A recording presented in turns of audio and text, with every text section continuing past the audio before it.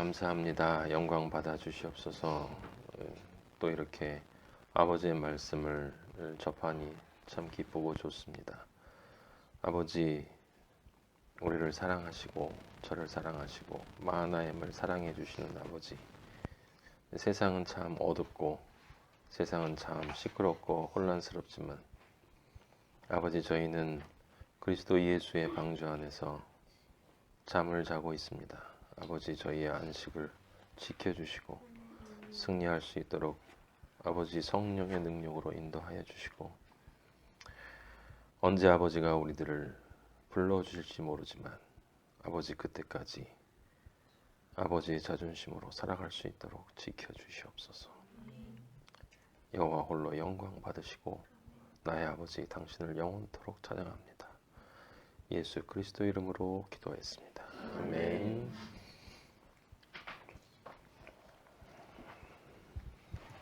자, 오늘 말씀의 제목은 그리스도인의 길이에요. 11장 26절 우리가 저번 주에 봤는데 그 역사적인 선포다라고 말씀을 드렸습니다. 역사 속에서 처음으로 그리스도인이라고 하는 이 단어가 등장을 했다라고 하는 것이고, 그것은 곧 아담 하와를 창조하신 첫째 창조 다음에 그 먼 길을 그렇게 돌아서 아버지의 신실하심으로 기다리고 또 기다리고 기다려서 결국은 약속하신 예수 그리스도를 통해서, 그리고 오신다고 하신 성령 아버지를 통해 결국 그리스도인이라고 하는 아버지가 원하시는 이 목적이, 하나님의 백성, 하나님의 아들이 드디어 창조되어져서 그 이름으로 불리어지는 일이 일어났다. 그래서 두 번째 창조가 이제 완성되어진 사건을 우리는 저번 주에 사도행전 11장 26절에서 봤습니다. 그래서 지금 이 사도행전 11장 26절은 우리가 그 구약에서 늘 계속 봐왔던 아버지의 창조 공식인 창세기 1장의 공식이 개인인 하와에게서 어떻게 이루어졌는가, 가족인 노아의 가족들에게서 어떻게 이루어졌는가, 그리고 부족, 이스라엘 되기 전에 그 부족이 아브라함과 이삭과 야곱을 통해서 어떻게 구원을 받았는가, 그 모두 7공식으로 이루어졌고, 그리고 그 민족이 모세라고 하는 존재를 통해서 또 같은 공식으로 정확하게 구원을 받게 되었고, 그 다음에 이제 누구예요? 모세와 여호수아 다음에 그 사사기에 있는 개별 사사들을 통해서 똑같이 그 짧게 그 길을 가고, 그 다음에 다윗과 솔로몬을 통해서 이스라엘이라는 국가가 하나님의 나라로 완성되어지는 것을 보았고, 그리고 바벨론 유배 다음에 그리고 다시 스룹바벨을 통해 스룹바벨을 통해서 그 이스라엘이 다시 회복되어지는 것을 우리가 보았어요. 전부 다 7의 공식으로 이루어졌는데 그 모든 것들은 결국 그리스도라고 하는 존재를 통해 인류 전체에 그리스도인과 적 그리스도인, 하나님의 아들과 사탄의 자식을 분리해서 결국 그 그리스도인이라고 부르는 하나님의 아들들을 이 세상의 어떤 민족, 어떤 가족, 어떤 국가에 속하는가라고 하는 것은 전혀 중요하지 않고 오로지 하나님의 아들이냐 아니냐라고 하는 그것을 이제 인류의 차원에서, 드디어 인류의 차원에서 예수 그리스도가 오셔서 그 아담부터 시작되어졌던 그 모든 그림자들을 무화시키며 그들을 완성시킴으로, 무화시키며 오직 은혜로 예수 그리스도의 십자가와 부활과 성령의 임재를 통해 이제 드디어 아버지가 목적하신 그것이 이루어진 것을 우리가 사도행전 11장 26절에서 확인한 거예요. 그래서 엄청난 일이다라고 여러분들에게 말씀을 드렸습니다. 그래서 그건 너무너무 중요한 말인데 두 번째 창조가 완성되었는데 이때 중요한 것은 개인적 창조가 아니라고 하는 거예요. 지금 이제 우리는 성경은 우리를 어디로 인도하고 있냐면 이제 그리스도인이라고 하는 것은 개인이나 가족이나 부족이나 민족이나 국가의 차원을 넘어섰다. 드디어 이제 인류의 차원, 인류 역사의 차원에서 그리스도인, 실제 사람들이 이제 정확하게는 몰라도 영적 이스라엘이라고 얘기를 하는데 그 그리스도인이 드디어 이제 완성되어졌다라고 하는 것이기 때문에 이제부터는 전부 인류의 차원이다. 사도행전이 그래서 인류의 차원이다라고 하는 것을 여러분들이 기억을 하셔야 하고 그 인류의 차원에서 어떻게 구원이 이루어지는가, 완성되어지는가가 우리 오병이어와 칠병이의 기적을 통해서 우리가 저번에 보았어요. 이제 두 번째 창조가 완성되었습니다. 이 11장 26절을 통해서 그럼 이제 그리스도인은 어디로 가야 하느냐? 인류의 차원에서의 그리스도인은 세 번째 창조로 가야 되는 거예요. 당연한 것입니다. 아버지가 원하시는 종국적이고 궁극적이고 그 완전한 세 번째 창조, 새 예루살렘으로의 창조로 나아가야 하는 것입니다. 그러면 그리스도인이라 일컬음을 받게 되었다라는 것은 이제 정체성이 그리스도인이 되었다라고 하는 것을 뜻하는 것이고, 이제 그리스도인이 되었으면 이제 그리스도인에게 남은 것은 당연히 그리스도인이 가야 할 진리의 길만 남아 있는 거예요.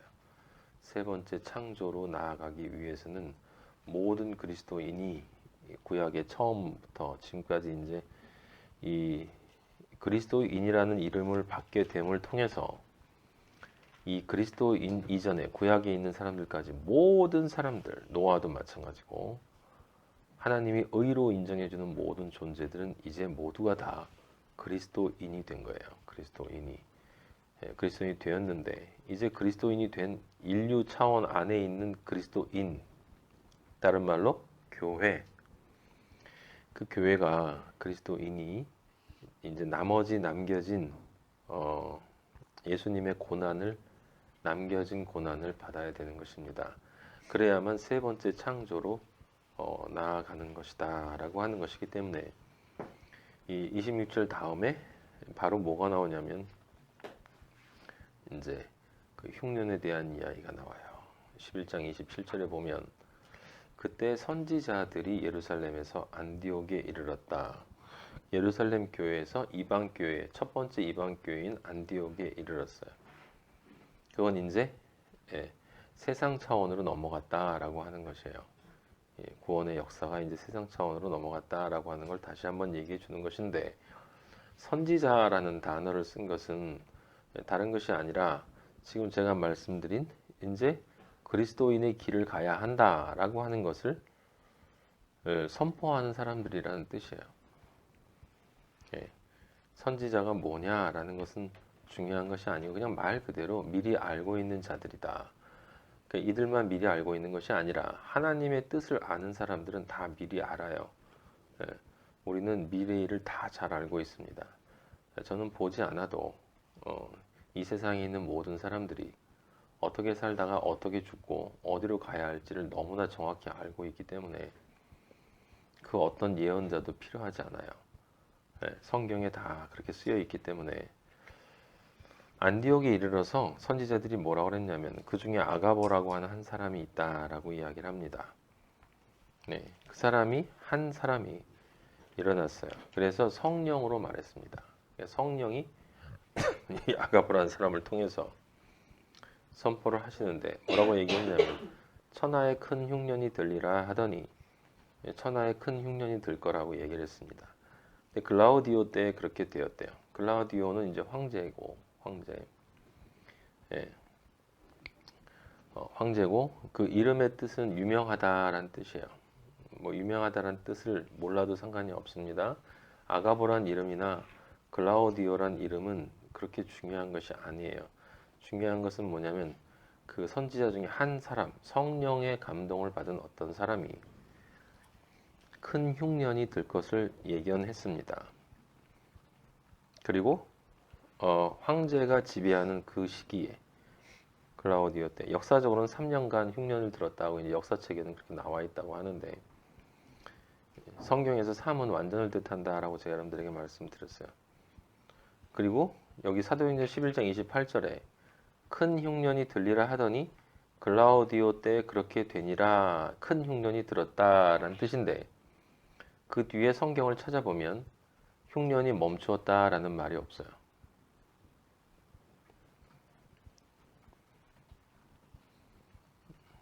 흉년이 멈추었다는 말이 없습니다. 그리고 그 흉년이 언제 일어났냐면 그리스도인이라고 불리운 바로 직후에 일어났다는 사실이 중요한 거예요.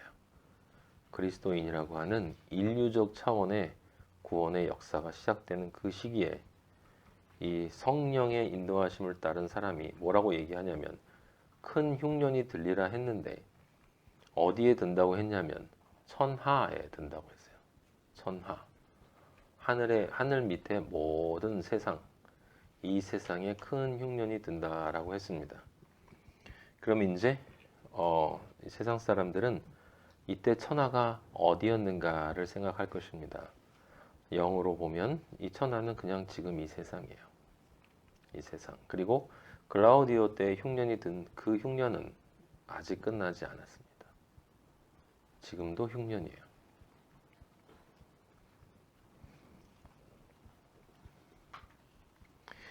흉년이 되었다라는 것, 그리고 그 전에 그리스도인이라고 불리었다라는 사실은 굉장히 중요한데 이게 무슨 뜻을 의미하냐면 흉년이 되기 전에 그리스도인이 준비되었다라는 것을 뜻해요.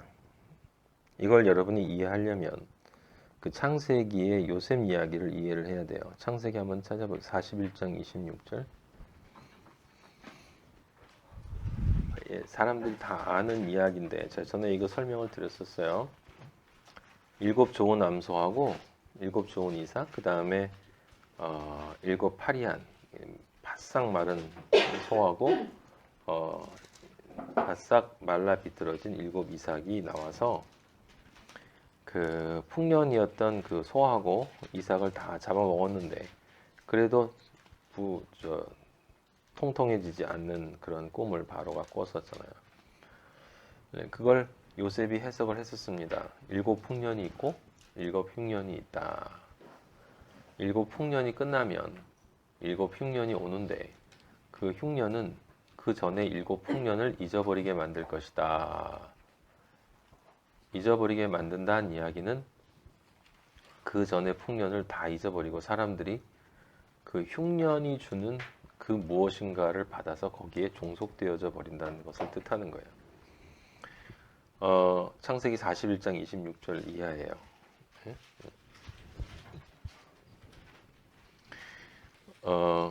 그때 우리가 스데반 얘기하면서 계속 그 얘기를 했었어요. 뭐냐면 7 풍년이라고 하는 것은 예수 그리스도가 이 땅에 계신 것이다 라고 제가 여러분에게 얘기를 했습니다. 그리고 7 흉년이라고 하는 것은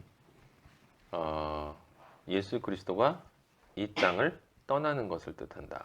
그래서 7 흉년과 7 흉년이 그리스도의 승천을 기점으로 해서 일어난다라고 얘기했었어요. 그런데 창세기를 보면 참 재밌는 이야기가 있습니다. 오늘 이거 준비하는데 너무 힘들었어요, 전요. 사실은. 근데 아버지가 이 41장 30절 이후에 그 전에 제가 이걸 자세히 안 봤었는데 30절 한번 보세요. 후에 7해 흉년이 들므로 애굽 땅에 있던 풍년을 다 잊어버리게 되고 이 말이 무슨 뜻이냐면 예수님이 승천해서 올라가신 후에 성령이 오시는데 성령 시대에는 이 세상 사람들은 그 성령을 믿지 않기 때문에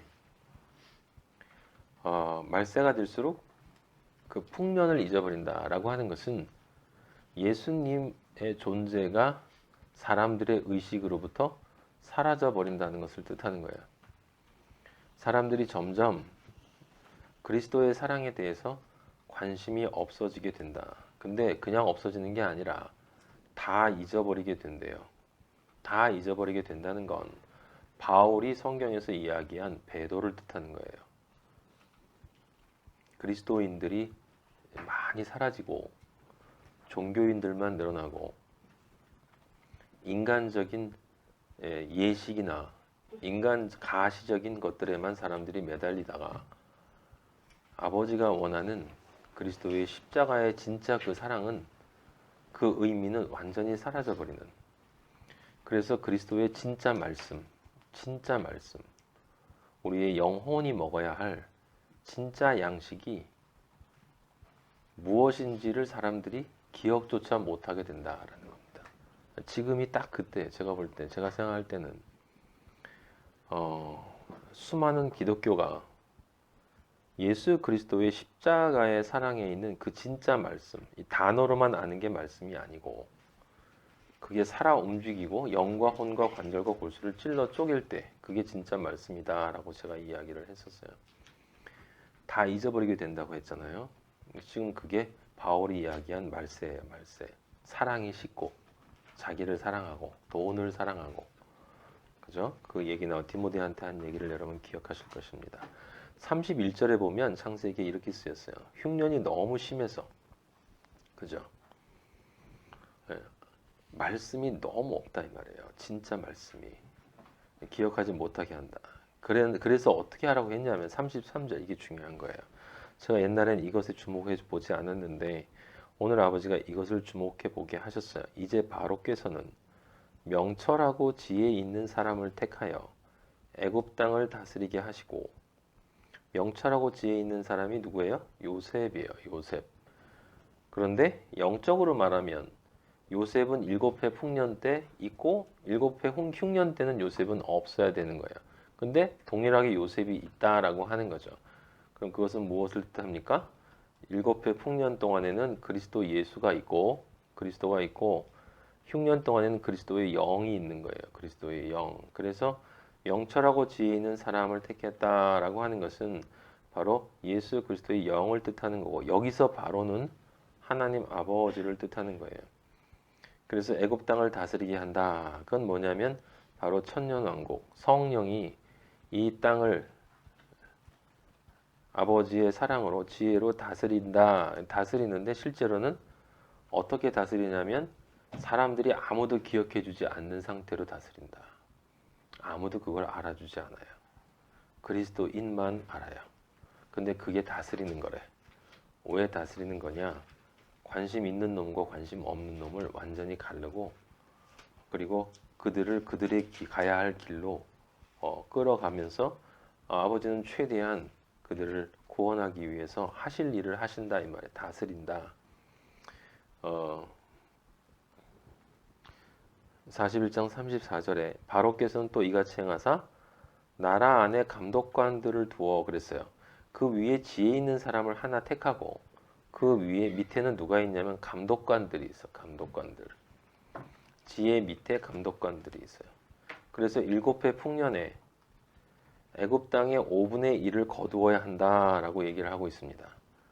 이 감독관들은 누구냐면 바로 제자들을 비롯한 하나님의 말씀을 감독할 사람들이에요. 그들이 있어야 7배 풍년에 그것들을 모으고 흉년이 되면 그것들을 나눠줄 수 있는 거예요. 그럼 이 감독관들이 실제로는 크게 보면 누군지를 우리가 생각할 수 있는데 그게 바로 누구냐면 진짜 그리스도인들인 거예요. 진짜 그리스도인들이 그리스도 밑에 있어야 돼. 그래서 그 7회 풍년에 예수 그리스도의 말씀이 온전하게 사람들에게 이해되어지는 그때 이 세상에 떨어져 있는 십자가의 그 생명의 세상에 떨어진 십자가의 그 진리를 하나의 진리로 깨달은 자들을 모아놔야 돼요. 그 말씀들을 모아놔야 돼요. 그리스도인들이 남는다는 건 곧 하나님의 그리스도의 십자가의 말씀들이 남는다는 거죠. 왜? 우리가 바로 하나님의 참된 말씀들이기 때문에 우리가 그리스도인이 곧 그리스도의 말씀이다. 그리스도가 그리스도의 말씀인 것처럼 그래서 애굽 땅의 5분의 1을 거두어 놓는다는 이야기는 양적인 개념이 아니라 애굽 땅에 흉년이 오기 전에 사람들이 그리스도를 잊어버리는 그 시기, 배도의 시기가 오기 전에 십자가의 진리를 진짜 그 하나의 진리로 이해하는 그리스도인들을 세워야 한다는 거예요. 그게 우리가 읽었던 사도행전 방금 그 그리스도인이라 불렸다라고 하는 거기서 완성이 된 거예요. 41장 35절 창세기 그들로 장차 올 풍년의 모든 곡물을 거두고 말씀을 이들은 충분히 먹어야 돼. 그 곡물을 바로의 손에 돌려 그걸 하나님의 곳간에 가득 채워서 그 하늘 곳간에 쌓아두고 그 다음에 그것들을 뭐해? 너희가 권능을 받고 예루살렘과 사마리아와 유대와 사마리아와 땅끝까지 내 증인이 된다. 그 양식을 준다라고 하는 거예요. 요셉에게 온다라고 하는 것은 그러므로 장소적 개념이 아니라 그리스도의 영을 진리로 받아들이는 사람은 요셉에게 오는 것이고 그 그리스도의 영으로 성령으로 인도하심을 받을 사람들은 누구를 반드시 거치게 되냐면 감독관들인 그리스도인들을 거치게 된다. 그래서 그리스도인들이 미리 준비가 되지 않으면 흉년 때 진리를 전할 수 있는 사람들이 없다. 다 굶어 죽는다. 36절 이와 같이 이 곡물을 이 땅에 저장하여 애굽 땅에 임할 7해 흉년을 대비해야 된다. 지금 이 흉년이 선포된 거예요. 이 사람들이 생각하는 것처럼 그냥 글라우디오 때 그 유대 지방에 무슨 흉년이 한번 들었다. 왜 이 귀한 성경, 이 지금 구원의 역사가 이루어지고 인류의 구원의 역사가 이루어진 이 지점에서 그 흔하디 흔한 사람들 나와서 얘기하는 이제 곧 큰 흉년이 있을 거야 라고 얘기를 하니까 흉년이 있었다. 그게 뭐예요 그게? 성경은 그렇게 허접한 책이 아니에요. 영적인 맥락에서 읽어야 되는 것이고 그 영적인 맥락에서 보이는 것들을 읽어내야 되는 것인데 그런 의미에서 볼 때 이 큰 흉년이라는 것은 바로 요셉에 의해서 이미 예언되었던 그 흉년을 뜻하는 것이고 그리고 다니엘서에도 얘기한 그 흉년을 뜻하는 거예요. 예수 그리스도가 이 세상으로부터 분리되어져서 하늘로 올라가고 나면 그 다음에 3년 반이라고 다니엘서에 표현이 되어 있는데 한때 두때 반때라고 계시록에 한때 두때 반때라고 표시되어진 3년 반이라고 하는 그 시간이 그 시간 안에 이 하나님의 뜻이 온전하게 이루어질 것이다. 그래서 또 그 다른 말로 그게 7년이 되는 거예요. 7년.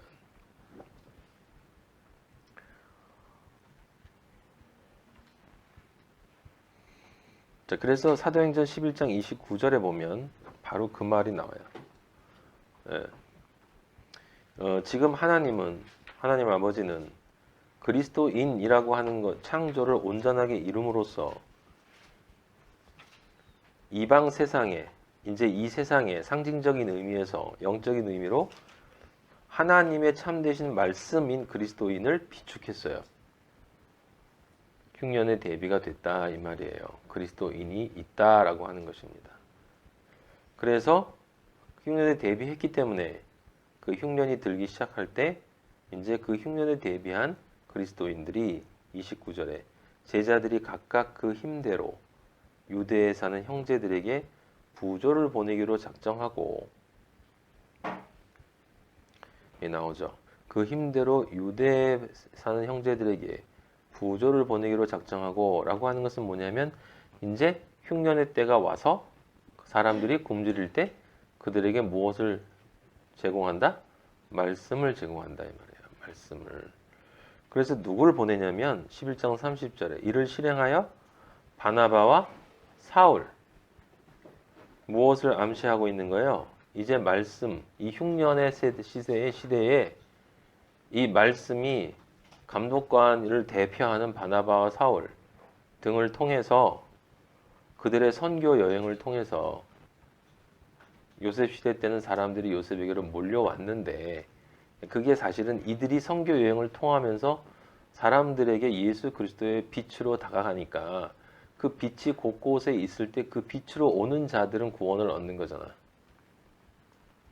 양식을 얻는 거잖아요. 요셉에게 오는 거잖아, 그게. 그렇게 여러분이 연결을 해서 읽어야 한다라고 하는 것입니다. 그래, 이 다섯을 이 창세기에 나와 있는 애굽 땅의 5분의 1을 이 거둔 사람들이냐, 이 사람들이. 그러니까 5를 1로 깨닫고 그 십자가의 그 하나의 진리를 하나님의 진정한 하나의 그 진리로 깨달은 사람들이 이들이다 이 말이에요. 그래서 그걸 깨달은 사람을 여러분 우리가 어디서 구약에서 이미 봤었죠? 그게 누구냐면 다윗이었어요. 그거 잠깐만 찾아보고 넘어가 봐. 사무엘상 17장 40절. 손에 막대기를 가지고 시내에서 매끄러운 돌 몇 개? 5.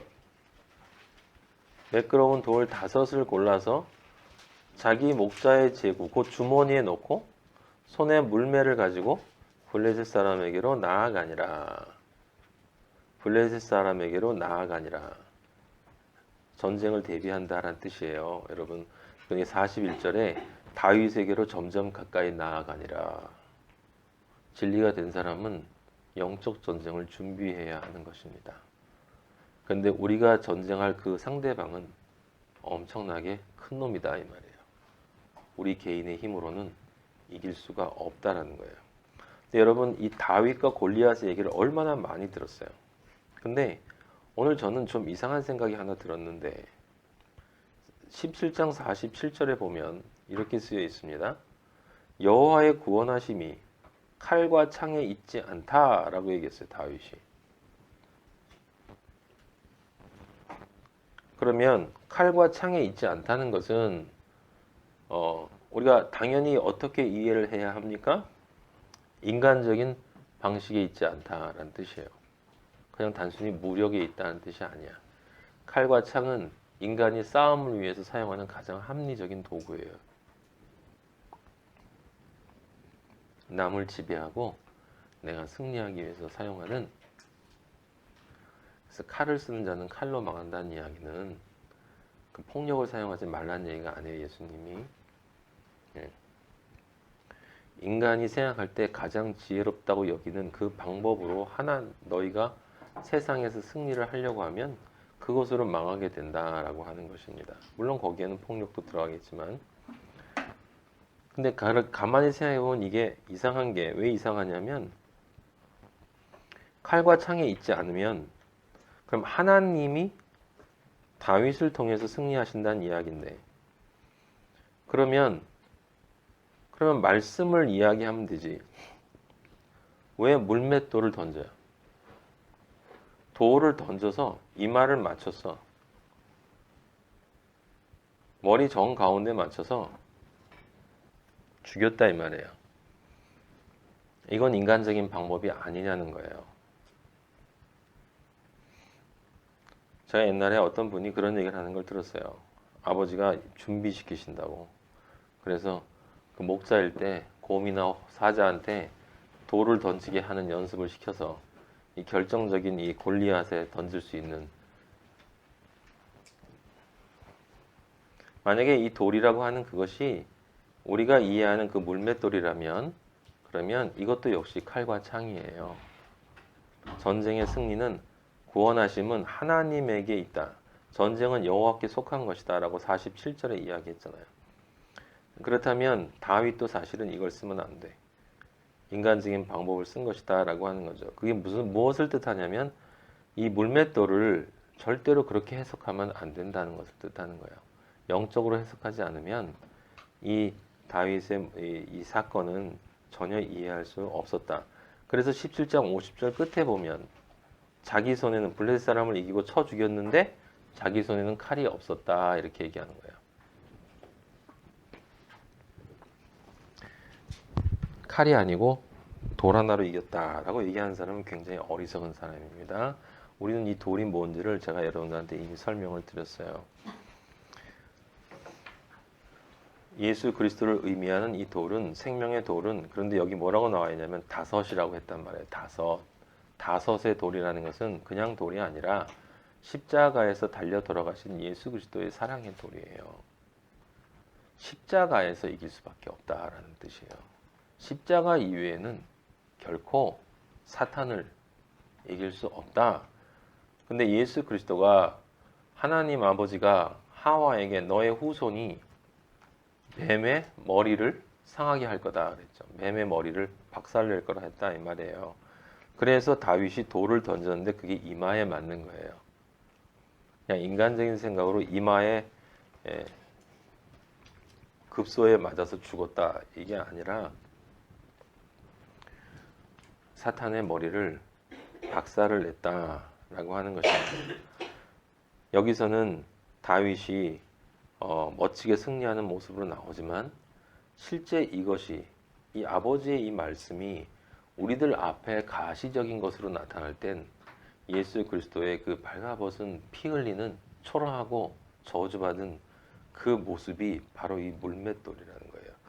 5개를 가져갔는데 던진 건 하나예요.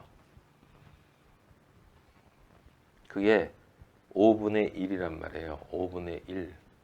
창세기 41장 34절에서 5를 1로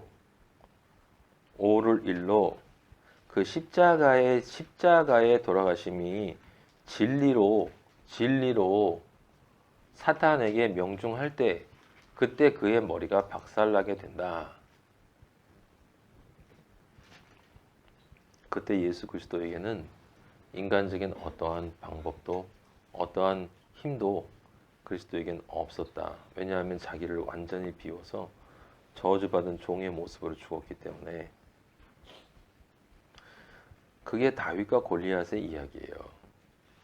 얼마나 많은 사람들이 이 말씀을 이렇게 이해하고 있습니까?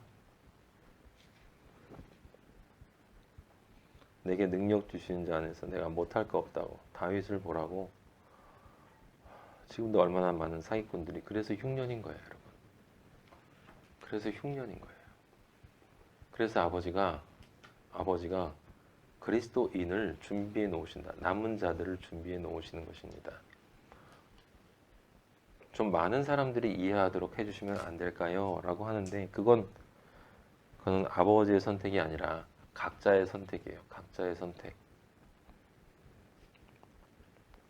여러분들은 그 선택함으로써 선택되어진 존재 안에 들어갔다라고 스스로를 생각하는 사람들이에요. 그리스도인이라고 하는 말은 절대로 그냥 아무렇게나 내뱉을 수 있는 말이 아닙니다. 다윗과 골리앗의 싸움 속에서 십자가의 그 돌아가심을 생각해야 하고, 내 삶 속에서 그 5의 십자가의 진리가 내 삶을 지배하는 단 하나의 진리로 나를 지배할 수 있는 그런 사람이 되었을 때 그들이 그리스도인이라고 불린다라는 말을 할 수 있는 것이고, 그들이 흉년 때가 되었을 때 사람들에게 요셉의 예수 그리스도의 식량을 나눠줄 수 있는 그런 감독관들이 되는 것이에요.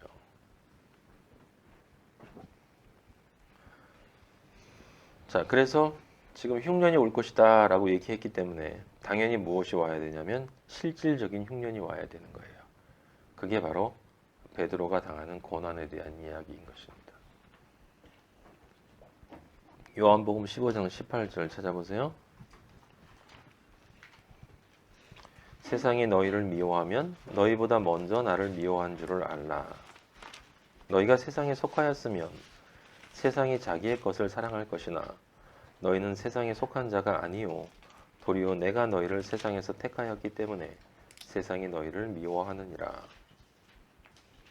우리 주님은 우리에게 분명히 말씀하십니다. 너희가 정말 그리스도인이 맞다면 너희는 세상으로부터 미움받는 것이 당연하다. 왜 사람들이 나를 미워할까? 라고 생각하지 말고, 아, 드디어 나는 그리스도인이 맞구나 라고 하는 그 믿음, 정말 네가 진지한 마음으로 그리스도를 받아들인 사람이 맞다면 그런 미움 속에서 기뻐하고 즐거워할 수 있을 것이다. 그 기뻐하고 즐거워한다는 건 미움받으면서 요즘 메소키스트처럼 히히덕거리는 것이 아니라 미움과 핍박과 고통이 주는 그 고통은 그대로 받는 거예요. 외롭고 힘들고 고통이 느껴지지 않는 게 아니라 아주 절실하게 느껴집니다. 그런데 그 나보다 내가 당하는 지금 이 고통보다 나의 주님이신 예수 그리스도가 당해주신 나를 위해서 당해주신 그 고통이 비교할 수 없는 그 것이기 때문에 예수님의 그것에 비하면 나는 정말 보잘것없는 것들이고 그 사랑이 너무 커서 이것을 내가 감당할 수 있고 감당해야 한다는 생각이 있기 때문에 힘들지만 성령 아버지한테 도와달라고, 나 약하다고 아버지 도와달라고 하면서 어떻게든지 그것을 이겨내고 아버지가 주실 미래의 그 승리의 소망 때문에 그 소망을 생각하면서 그 슬픔, 고통 가운데 기쁨의 눈물을 흘릴 수 있는 자가 그리스도인인 거예요.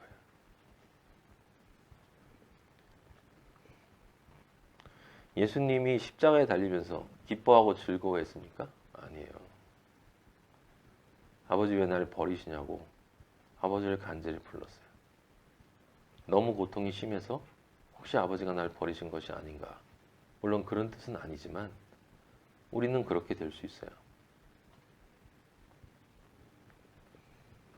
분명한 건 우리가 그리스도인이 맞다면 내가 아버지를 버리기 전엔 아버지는 절대로 날 버리지 않는다는 사실이에요. 그래서 이 흉년의 시대에 이제 그 감독관으로 진리를, 말씀을, 양식을 전달해 주는 사람으로 산다는 것, 그리스도인으로 존재한다라고 하는 것은 그 사탄의 회당, 여기 지금 유대인들 얘기가 바로 뒤에 나오거든요. 계시록 2장 9절 한번 보세요. 계시록 2장 9절 먼저 보면 거기 이렇게 쓰였어요. 내가 네 환난, 서머나 교회에게 한 얘기. 내가 네 환난과 궁핍을 알거니와 실상은 내가 부요한 자니라. 자칭 유대인이라 하는 자들의 비방도 알거니와 실상은 유대인이 아니요 사탄의 회당이라. 사탄의 회당이라. 여기 요 말씀을 가지고 머릿속에 가지고 우리가 읽었던 사도행전 12장 요 뒤에 12장 3절을 보면 이 12장 1절에서 헤롯이 교회 중에서 몇 사람을 해하려 하여 요한의 형제 야고보를 칼로 죽였어요. 그랬더니 유대인들이 이 일을 기뻐한다라고 나와요. 유대인들이 그러니까 헤롯 왕이 죽였는데 유대인들이 좋아하니까 그렇게 했다라고 얘기하면 이제 그건 역사적인 인간적인 이야기고 지금 우리가 얘기하는 영적 흐름을 여러분이 가만 보면 지금 어떤 일이 벌어진 거냐면 그리스도가 나온 거예요. 그리스도인이 됐다는 건 그리스도인이 되었다라고 하는 것은 이 그리스도인이 그리스도를 낳은 것을 뜻하는 거야. 내 삶, 내 존재, 내 자신이 내가 누군가를 드러내는 나의 정체성, 내 삶과 내 믿음과 내 존재 양식을 통해서 남들이 나를 보면 내가 그리스도와 동일한 존재로 드러난다 이 말이에요. 나로부터 나온단 말이야. 내 분신이 나로부터 내 분신이 나오는 걸 뭐라고 그래요? 아들을 낳는 거라고 하잖아. 그 아들을 낳는 건데 그 아들을 낳은 그 낳은 모습이 뭐냐면 그리스도의 모습이란 말이에요. 그리스도의 모습. 예? 그래서 아들을 낳은 거예요. 근데 계시록 12장에 보면 사탄이 여자가 아들을 낳으려고 할 때 그 아들을 낳자마자 먹어버리려고 지키고 있다가 그 아들을 낳았는데 그 계속 12장 한번 봐요. 12장 4절. 12장 4절. 그 꼬리가 이 사탄이 얘기하고 있는 거예요. 지금 3절부터 봅시다. 한 큰 붉은 용이 있어요. 붉은 용. 예. 불다라고 하는 것은 아담이나 에서 흙을 뜻하는 거예요. 그죠? 죄를 상징하는 거란 말이에요. 용. 예, 창세기엔 뱀이었는데 이제 용이 됐어요. 용이. 계시록이 되니까 엄청 커진 거예요. 이 용이. 왜 용이 된 거야? 얼마나 많은 인간들을 먹어댔으면, 얼마나 많은 사탄의 자식들을 만들어냈으면 이제 그 세력이, 그 용은 모든 세상적인 것을, 세상적인 동물들 중에서 좋은 것들만 합한 게 용이에요. 용. 제가 옛날에 말씀드렸죠. 용은 존재하지 않는 동물이지만 존재하는 존재예요. 사탄이 용이야. 제가 그 용이 있어. 머리가 7이요, 뿔이 10. 하나님 아버지 흉내낸단 말이야. 머리가 7, 뿔이 10. 그래야 7 왕관. 모방한 거죠. 하나님 흉내낸 거예요. 이건 자세하게 얘기하지 않고 이미 얘기했으니까 4절. 꼬리가 하늘의 별 3분의 1. 천사들을 끌고 내려왔어요. 그 다음에 해산하려는 여자 앞에서 교회가 해산을 하려고 해요. 해산한다는 것은 무엇을 뜻하는 거야? 내가 아이를 낳는 거예요. 근데 여자가 아이를 낳는다는 것은 무엇을 뜻하냐면 그 안에 씨가 들어갔다는 것을 뜻해. 임신한 거예요. 임신해서 아들을 낳아. 근데 아들을 낳는데 그 아들은 내 몸에서 나온 거야. 내 존재로부터 나온 거예요. 남들이 날 보면 내 존재로부터 나오는 게 예수 그리스도여야 한다는 거야. 그 아이를 삼키고 사는데 그 아이가 누구냐면 장차 뭐예요? 철장으로 다스릴 존재. 예수 그리스도를 뜻하는 거야. 근데 실제 이 예수 그리스도는 그 예수 그리스도이기도 하면서 동시에 그리스도인이 자기 존재를 통해서 드러내는 그리스도인의 모습, 그걸 뜻한단 말이에요. 우리는 그리스도를 낳아야 돼. 우리의 삶을 통해서. 그게 그리스도인이란 말이에요. 근데 이제 여자가 해산하면 그 아기를 삼키고자 해. 그러니까 그리스도인으로서 살아갈 수 없다. 그런데 여자가 아들을 낳았어요. 5절에.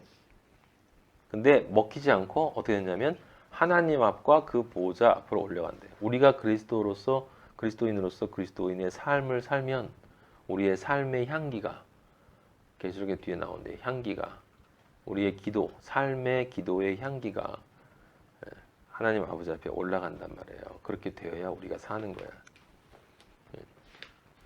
근데 그 9절에 보면 이제 큰 용이 내쫓겼다 그랬어요. 십자가를 통해서 당연히 내쫓겼죠. 그래서 쫓겼는데 쫓기고 나서는 13절에 보세요. 용이 자기가 땅으로 내쫓긴 것을 보고 남자를 낳은 여자를 박해한다 그랬잖아요. 그죠? 박해한다 그랬단 말이에요. 그래서 이 박해하는 이 사건이 바로 여기서 우리가 사도행전에서 본 흉년의 역사예요. 흉년의 역사, 여러분. 박해하는 거예요. 근데 박해하는데 그 여자가 큰 독수리의 2 날개를 받아요. 하나님의 보호를 상징하는 거죠. 광야 자기 곳으로 날아간다는 이 광야 같은 세상, 40년의 세상을 40으로 상징되는 이 광야, 우리가 인생을 살아가는데 그 자기가 있는 그곳에서 각자가 있는 그곳이 뭐가 되는 거예요? 방주가 되는 거예요. 방주. 자기 곳으로 나는 이스라엘의 어떤 지역, 그런 얘기가 하는 게 아니고 다 사기예요. 사기. 뱀의 낯을 피하여. 뱀의 낯을 피한다라는 건 뭐예요? 뱀이 못 본다는 거야. 그리스도인은 세상으로부터 감추어진 존재. 한 때와 두 때와 반 때를 양육받는다. 이게 7년을 다니엘서 12장에서 나왔던 7년을 반으로 나눴던 그 얘기예요. 근데 우리가 읽었던 그 창세기에서는 바로 7 흉년을 나타내는 거예요. 7 흉년. 그걸 이해해야 돼요. 그리고 계시록에는 천년 왕국이라고 표시가 돼 있어. 다른 것들이 아니에요. 나중에 우리가 계시록 할 때 우리 자세하게 보도록 하고, 거기 여자의 뒤에서 뱀이 그 입으로 물을 강같이 토하여 낸다 그랬잖아요. 물을 강같이 토하여 낸다라고 하는 게 바로 흉년을 뜻하는 거예요. 아모스에 나와 있는 것처럼 물이 없어서 가란 게 아니고 음식이 없어서 배고픈 게 아니라 하나님의 말씀이 없어서 사람들이 목마르고 가라고 굶주린다. 나와 있는 그 말이 그 말이란 말이에요. 그 17절 말도 기억을 해놔요. 용이 여자에게 분노하여 돌아가서 하나님의 계명을 지키며 예수의 증거를 가진 자들과 싸우려고 바다 위에 서더라. 그 말씀을 딱 보고서 여러분 지금 오늘 우리가 읽었던 본문의 맨 마지막 구절 한번 봐봐요. 12장 19절. 지금 그걸 미리 얘기를 하고 이어 나왔으니까 얘기를 하고 다시 돌아가서 시작합시다. 거기 19절에 뭐라고 써있냐면 헤롯이 그를 찾아도 보지 못하며 찾았는데 못 봤대. 낫을 피했어. 파수꾼을 신문하고 죽이라 명하니라 한 다음에 그 다음 보세요. 헤롯이 유대를 떠나 가이사랴로 내려가서 거기서 머무니라. 가이사랴가 어디라고 그랬어요? 해변가. 아까 사탄이 어디 가서 있었지? 바닷가 모래 위에. 바닷가 모래가 어디예요? 해변가잖아, 해변가. 제가 여러분들에게 말씀드렸죠? 우리가 해변가에 서 있는 건 바다에 있는 죄인들을 땅으로 끌어내기 위한 것이고, 사탄이 거기 서 있는 건 바닷가 모래 위에 서 있다. 이제 계시록에는 바닷가 모래 위에 서 있다 그랬죠? 모래 위에 서 있다. 모래가 뭐라고 했어요? 모래 위에 지은 집에 그 모래잖아. 진리가 아닌 것들. 하지만 진리라고 주장하는 수많은 것들 위에 그 근거를 지우고 서 있는 그 아비가 바로 사탄이란 말이에요. 그 사탄이 바다 모래 위에 서 있어요. 그러니까 바다 모래 위라는 얘기는 바로 백사장을 뜻하는 거, 해변가를 뜻하는 것이고, 그것이 지금 정확하게 여기에 뭐라고 표현했냐면 가이사랴라고 하는 단어로 표현된 거예요. 왜 여기 계속 가이사랴가 나오는가라고 하는 거 여러분들이 생각을 좀 해보면 이해할 수 있을 거예요. 자, 어쨌든 다시 돌아가서 지금 그러니까 드디어 그리스도인이 만들어진 다음에 이제 무엇을 할 준비를 아버지가 마치신 거예요. 세상에 흉년이 올 준비를 마치신 거예요. 그래서 그 다음에 흉년이 오는 것이고 선포가 되고 그 다음에 실제 흉년이 어떤 모습인가라고 하는 것을 보여주는 것인데, 그 흉년이라고 하는 것은 하나님의 말씀을 사라지게 만드는 것이다. 어떤 방식으로? 죽이거나 투옥하거나 하는 방식으로 한다. 그런데 그것도 조금 더 깊이 생각을 해봐야 돼요. 사도행전 12장 1절 이제 넘어가 보세요.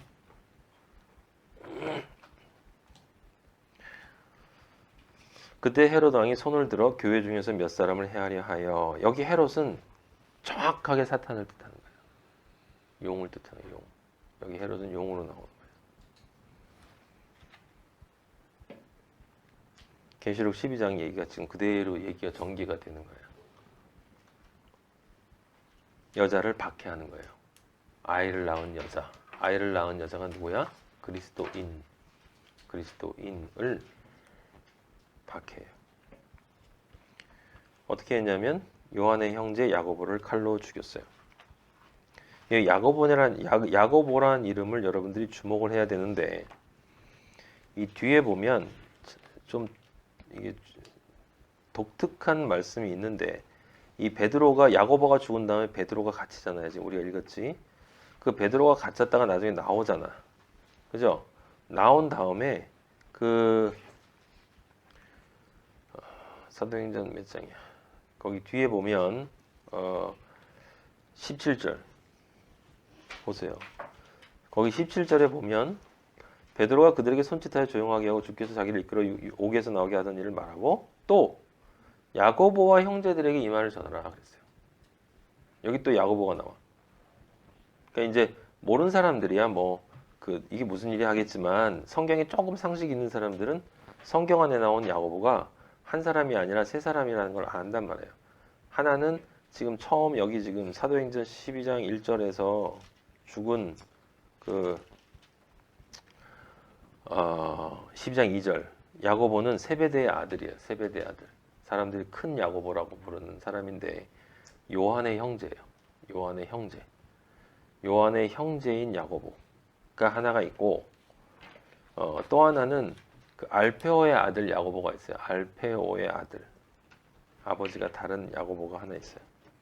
그리고 예수님의 동생 이름이 야고보가 있어. 야고보서를 썼다라고 알려지는 예수님의 동생인 야고보가 있어요. 야고보가 셋이야. 근데 제가 여러분들에게 지금 말씀드리는 건 성경은 우연히 써진 게 아니기 때문에, 야고보를 칼로 죽였어요. 칼로 죽였는데 뒤에 베드로가 자기가 옥에서 풀려난 걸 야고보와 형제들에게 가르쳐 주라고 그랬다고. 근데 야고보라고 하는 존재는 이 세베대의 아들로서 12제자에 속했던 야고보는 실제 성경에서 무엇을 했다라는 말이 거의 없어요. 그런데 그럼에도 불구하고 굉장히 중요한 사람이야. 왜 그러냐면 제일 먼저 순교했다. 그것만이 아니고 이 야고보의 중요성을 여러분은 어디서 찾아야 되냐면 예수님이 십자가에 달리시기 전에 겟세마네 동산에 올라가셨을 때 그때 제자들과 함께 가셨는데 중간에 다른 제자들 남겨놓고 세 제자만 데려갔어요. 그때 데려간 세 제자가 바로 요한과 이 야고보와 베드로였어. 이 마태복음 26장 36절에 보면 예수께서 제자들과 함께 겟세마네라는 곳에 이르러 제자들에게 이르시되 내가 저기 가서 12명의 제자들한테 내가 저기 가서 기도할 동안 너는 여기 앉아 있으라 하시고 다 앉아 있는 게 베드로와 세베대의 두 아들을 데리고 갔어요. 그러니까 야고보와 요한이 따라간 거야. 베드로하고 야고보의 영적인 중요성은 여기서만 딱 나와요. 왜 나올까?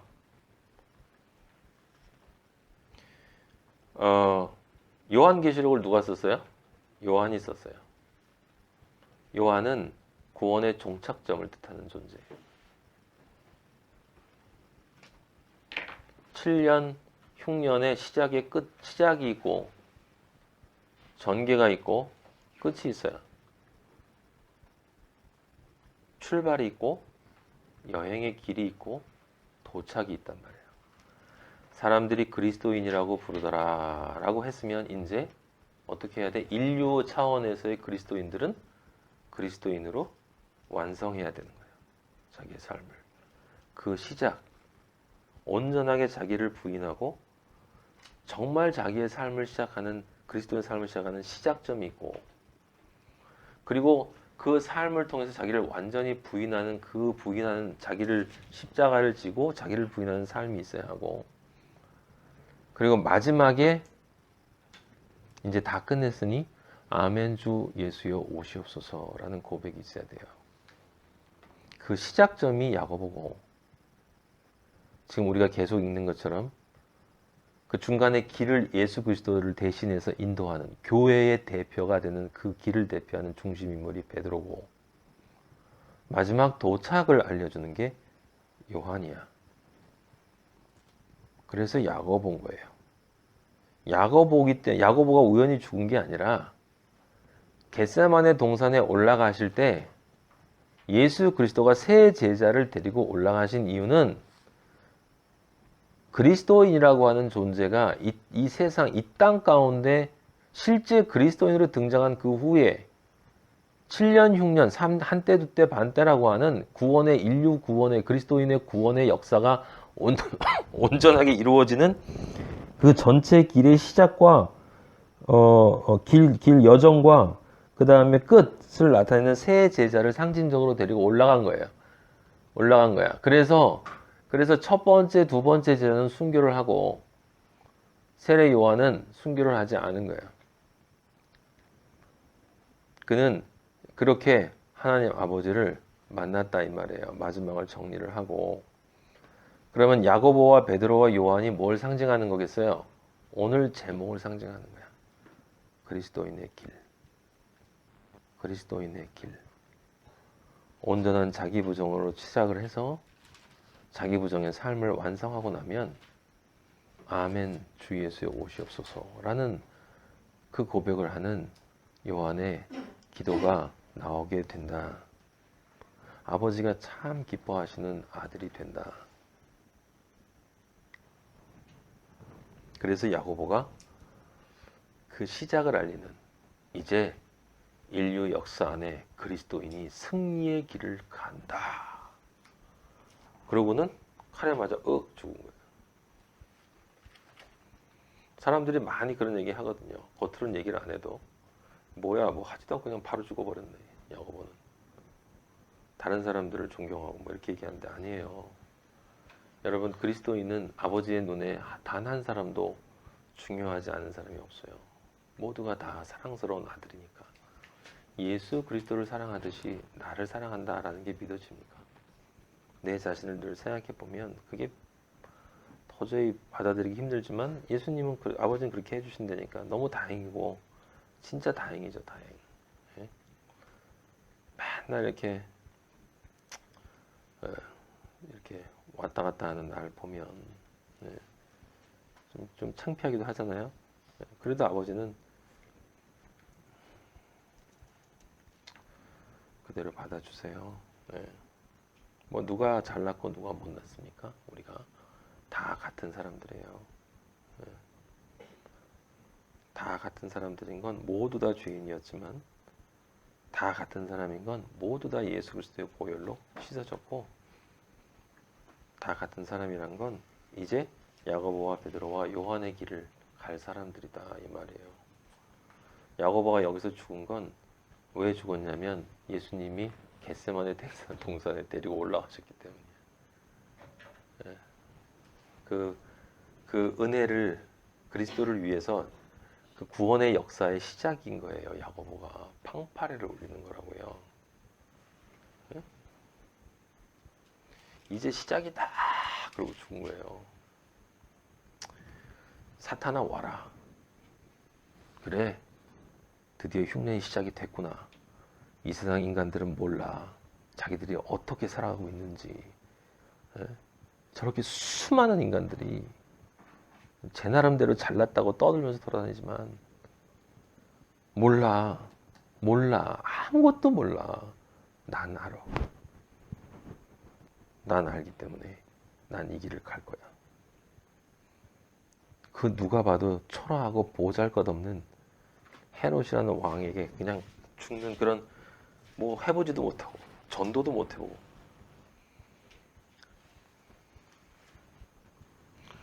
여러분 오해하시면 안 돼요. 아버지가 우리에게 원하는 게 전도가 아니야. 십자가의 삶을 사는 거지. 근데 12장 3절에 보면 재밌는 단어가 또 하나 나오는데 유대인들이 이 일을 기뻐해요. 왜 그러죠? 사탄의 회당이니까. 사탄이 거기 주인이고 회당이 있어요. 모여가지고 야 어떻게 해서 그리스도인들 죽이고 기독교인들 말고 기독교인도 거기 들어가 있어. 여러분 바리새인들이 누군데 요즘에? 기독교인이야. 아니라고요? 나중에 봐요. 종교인들은 다 거기 들어간 거예요. 사탄의 회당이야. 종교인들은 다 회당이야. 왜냐하면 종교는 인간이 만든 것이기 때문에 그렇단 말이에요. 하나님 아버지는 인간이 만든 것과 아무 관계가 없어. 유대인들이 이를 기뻐해요. 그럼 뭐겠습니까? 여러분 그런 영화 같은 데 보면 나쁜 놈이 이렇게 확 해서 사람을 괴롭히고 나면 그 밑에 똘마니들이 막 박수 치면서 에? 와 너무 잘했어요 대왕마마 다 죽이세요 이렇게 얘기하는 그러고 있는 거예요 지금 이게. 에? 그래서 베드로도 잡았어요. 그런데 그 뒤에 뭐라고 쓰여 있냐면 무교절 기간이래. 무교절 기간이래요. 12장 4절에 보면 뭐라고 쓰여 있냐면 잡음에 옥에 가두어 군인 내식인 네페에게 맡겨 지키고 6월절 후에 백성 앞에 끌어내고자 하더라라고 쓰여 있어요. 여기 갑자기 뚱딴지 같이 무교절 나오고 6월절 나와요. 순간적으로 받아들이기가 좀 어려운데 왜 어렵냐면 이스라엘 절기의 시작은 6월절이거든. 12장 3절에 보면 무교절 기간이라고 해놓고 4절에 보면 6월절이 끝나고 나면 백성 앞에 끌어낸대.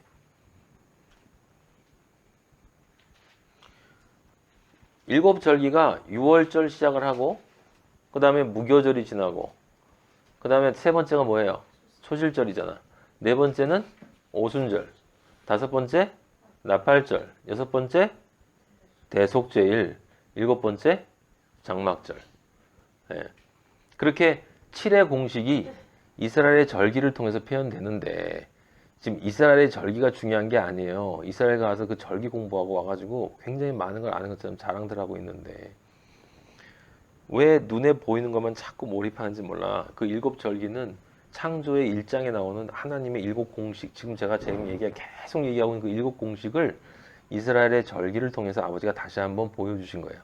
그래서 이스라엘 7절기는 정확하게 성막의 구조하고 똑같다고 그래요. 성전의 구조하고 모든 게 다 같은 구조이기 때문에, 그러니까 여기 그럼 이상하잖아요. 무교절 기간이라고 해놓고 그 다음에 6월절 후회라고 그랬어. 이걸 여러분들이 이해하기 위해선 옛날에 제가 창세기 할 때, 출애굽기 할 때 여러분들에게 얘기를 해줬어요. 이것에 대해서 이미. 6월절이 왜 진리의 첫 번째 날입니까? 잡혀 죽을 어린 양이 나에게 오는 거예요. 어린 양이 나에게 오는 것이고, 그 다음에 그 어린 양을 잡아서 문설주에다, 내 집의 문설주에, 내 영혼의 집에, 내 영혼의 집, 내 영혼의 집, 내 영혼육에, 내 집의 문에다가 예수 그리스도의 보혈을 발라야 하나님이 나를 보면 넘어가신단 말이에요. 그래서 그렇게 된다, 그렇게 해야 네가 산다 라고 하는 무엇이 왔어? 그 복음이 왔잖아. 그 복음이 왔잖아. 누가? 양이 그 복음을 들고 왔잖아요. 그 두 번째 무교절인데 사람들이 잘 유의해야 되는 게 있다라고 제가 여러분들에게 분명히 말씀드렸어요. 무엇이 유의해야 합니까? 하나님 아버지가 7절기 얘기할 때는 6월절과 무교절을 구분하지만 3대 절기를 지키라고 레위기인가에서 얘기할 때는 이 6월절과 무교절을 하나로 보세요. 6월절, 무교절 같은 거야. 왜 같은 걸까? 왜냐하면 6월절과 무교절이 동시에 함께 무엇을 뜻하냐면 예수 그리스도의 십자가의 죽으심과 보혈의 흘리심을 뜻하기 때문에 그래요. 고난을 뜻하기 때문에. 고난. 무교절은 고난을 뜻하는 거예요. 그래서 누룩 없는 떡을 먹는다고 그랬지. 누룩은 무엇을 뜻한다고 그랬어요? 인간적인 거, 인간이 만들어낸 것, 인간적인 어떤 것도 거기 섞으면 안 된다라고 얘기를 한 거죠. 오직 예수 그리스도의 생명의 양식인 그 떡만 먹어야 되는 거야. 그걸 떡만 먹는다는 얘기는, 그 떡만 먹는다는 얘기는 무슨 얘기냐면 그리스도의 십자가와 내가 뭐가 돼야 되는 거야? 연합돼야 되는 거야. 십자가의 고난과 내가 연합되어져야 되는 거야. 그래서 1월 14일 그 하나님 아버지가 애굽에서 나올 때 정해주셨잖아요. 니산월이라고 하는 종교 달력으로 첫 달을 딱 정해주고 이제부터 오늘이라고 하고 14일째 되는 날에 양을 그날 저녁에 잡고 그걸 먹어라. 근데 급히 먹어라. 여기 조금 뒤에 보면 베드로한테 천사가 뭐라는지 알아요? 급히 일어나라고 그래. 급히.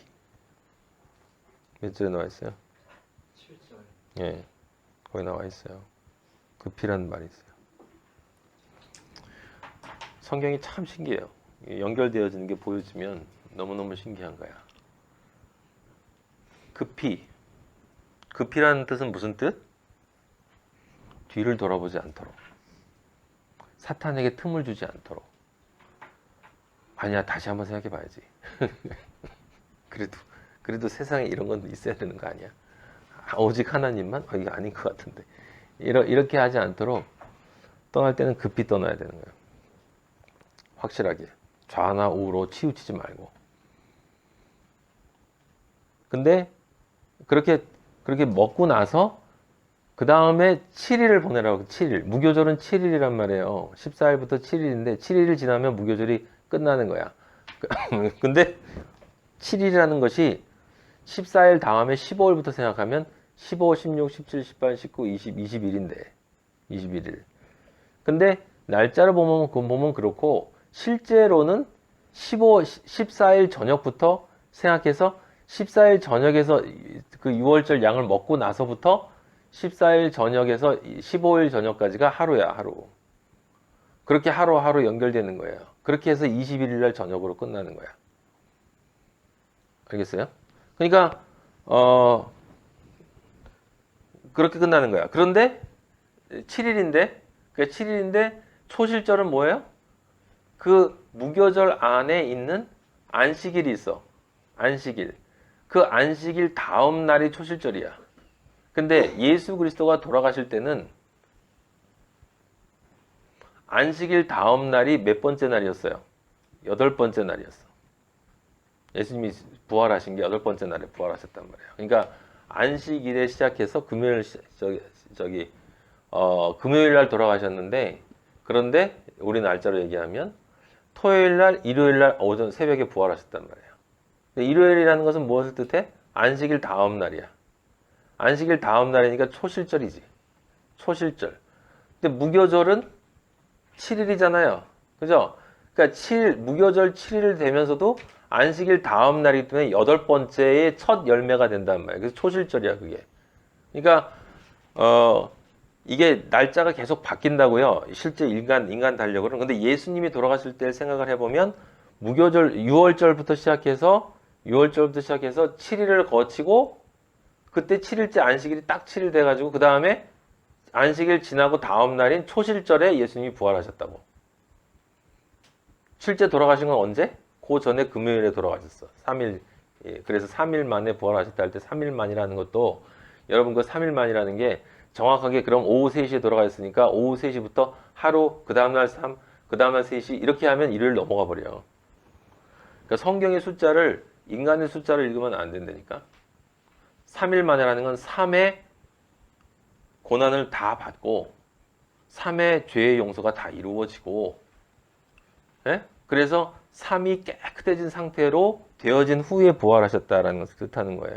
그래서 금요일 날 돌아가셨는데 실제로는 딱 맞아 떨어져서 무교절이 끝나고, 무교절이 끝나고인가? 하여튼 안식일이 무교절 안에 안식일이 있는데 그 안식일이 7번째 날이었단 말이야.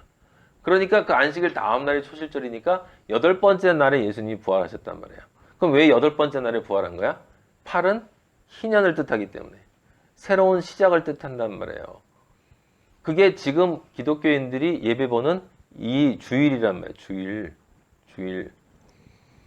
근데 그게 주일이 그날이에요? 아니에요. 내가 새롭게 성령 받아서 새로 태어난 날이 그 8일인 거야, 8일. 네? 안 된단 말이에요. 그게 없으면.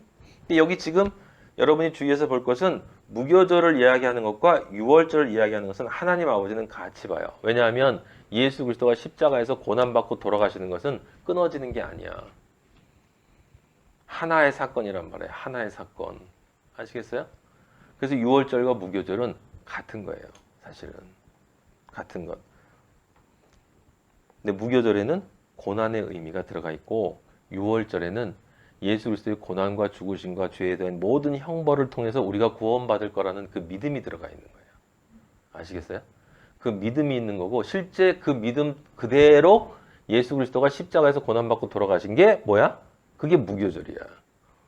그리고 나서 부활하신 게 뭐? 초실절. 알았어요? 그러면 그리스도인이 지금 인류 차원에서의 그리스도인이 이제 그리스도인이 됐어. 그리고 이제 인류 역사를 통해서 그리스도인의 삶을 살아가는데 지금 여러분 창조의 유기를 보면 처음에 지금 잘 봐. 6월절 잘 들어야 돼요. 6월절, 무교절, 그 다음에 여기 초실절은 실제로 우리의 영적 역사, 믿음의 역사에서는 어디에서 벌어지는 거야? 우리의 믿는 마음 안에서 벌어지는 거야. 이 세 가지는. 이건 예수 그리스도가 하는 일이고 우리는 믿음 안에서 예수 그리스도의 복음을 받아들이고 실제 예수 그리스도가 고난받은 것에 거기에 우리 믿음으로 동참하고 그리고 예수 그리스도가 부활한 것에 우리의 믿음으로 우리도 함께 부활을 한 거야. 그럼 그 다음에 오순절에 이 오순절에 예수 그리스도가 이제 우리 안으로 들어와서 처음에는 바깥에 복음으로 빛으로 왔지만 이제 우리 안에 들어온 오순절이 있으면 이제 그리스도인이 된 거고, 그죠? 그러니까 지금 여기 우리가 오늘 읽은 첫 절에 나와 있는 그리스도인이라고 불리었다라고 하는 것은 무엇을 뜻하는 거야? 오순절을 지난 거야. 그죠? 이방인이 오순절을 지났잖아. 고넬료 가정이. 그래서 그리스도인이 됐잖아요. 그럼 나머지 뭐가 있어? 나팔절과 속죄일이 있지. 나팔절과 속죄일은 나팔절은 진리를 전하는 것이고 속죄는 나를 부인하고 내 옛자가 완전히 사라지는 거야. 그러면 그 나팔절과 속죄일은 실제로는 믿음 안에서 우리가 받아들였던 예수 그리스도의 그 고난으로 나를 부인하는 과정이 그대로 5번째 단계에서 이루어지면서 전할 때 뭘 받아요? 고난을 받잖아요. 지금 고난. 예수님의 십자가 똑같은 고난을 받잖아요. 그러니까 두 번째인 무교절은 실제로 우리의 삶 속에서 무엇으로 나타나는 거야? 나팔절로 나타나는 거야. 그리고 세 번째 초실절은 실제 우리 삶 속에서 뭐로 나타나? 대속죄로 나타나. 이 대속죄가 이루어져야 완전하게 내가 부정이 되고 그 요한이 돼서 아멘 주여 오시옵소서라는 말을 이제 내 영혼을 아버지께 맡깁니다라는 말을. 그러니까 여기 지금 무교절과 유월절을 거꾸로 써놨지만 사실은 같은 거고 순서로 따지면 유월절, 무교절, 초실절인데 지금 12장 3절 보세요. 사도행전 12장 3절 보면 유대인들이 이 일을 기뻐하는 것을 보고 헤롯이 사탄이 베드로도 잡으려 했어요. 그런데 여러분 잘 알지만 십자가 사건 이후에는 진짜 그리스도인은 사탄이 어떻게 할 수가 없어. 우리의 머리 털끝도 붙잡을 수가 없어. 근데 사탄이 무엇을 계획했냐면 이 초실절 때, 그러니까 무교절이 끝나는 6월절이 끝나는 거나 무교절 끝나 같은 거니까 그 기간이 7일이 끝나고 나면 얘를 잡아서 죽이겠다라는 생각을 한 거야. 그럼 죽인다라는 건 뭐예요? 야고보를 죽였다라는 건 뭐야? 여긴 생물학적으로 죽인 거지만 하나님으로부터 분리되게 만든다는 뜻 아니에요. 이게 영적으로 보면 그렇게 죽이겠다라고 했는데 우리 하나님 아버지는 뭐라고 얘기하시냐면 6월절과 무교절이 끝나면 반드시 그 다음에 뭐가 있다? 초실절이 있다. 초실절이. 부활이 있지 사탄아 너에 의해서 그리스도인이 죽을 일은 없어 라고 아버지는 얘기하시는데 사탄은 어떻게 생각해? 나는 죽일 수 있다고 생각하는 거야. 무슨 뜻이냐면 예수 그리스도를 잡아서 십자가에 죽였을 때, 매달았을 때, 그리고 죽어서 무덤에 묻혔을 때 사탄은 무슨 생각을 한 거야? 이제 내가 승리했다고 생각한 거잖아. 아시겠어요? 그래서 그리스도인을 핍박하고 그리스도인에게 똑같이 공격을 하고 죽이고 나면 얘네들한테도 내가 승리했다라고 생각하면서 끊임없이 세상적 방법으로 우리를 공격한다 이 말이에요. 사탄은. 그런데 하나님 아버지는 뭐라고 얘기하냐면 그렇게 죽는 우리의 그 죽음이 무엇이다? 승리다. 왜냐하면 무교절 고난 이후에는 반드시 뭐가 있다? 초실절, 부활이 있다. 부활. 그러니까 그리스도인이 인류의 역사 속에서 이제 하나님의 아버지가 약속하신 그 역사의 길을 3년 반 동안 이제 천년 왕국으로 예수 그리스도와 함께 다스린다는 뜻은 우리가 그리스도와 똑같이 그리스도가 받았던 고난처럼 우리도 사람도 미움을 받고 고난을 당하지만 그래서 사탄이 이게 다 끝나면 우리를 완전히 죽여버릴 수 있겠다라고 생각하고 있지만 그리스도인은 그 다음에는 뭐로 나온다? 초실절로 나온다. 그래서 베드로가 어떻게 되는 거예요? 감옥에서 나오는 거야. 그들이 잡아 죽이기로 한 그날에 베드로는 감옥에서 나온단 말이에요. 그 전에 이 봐봐요.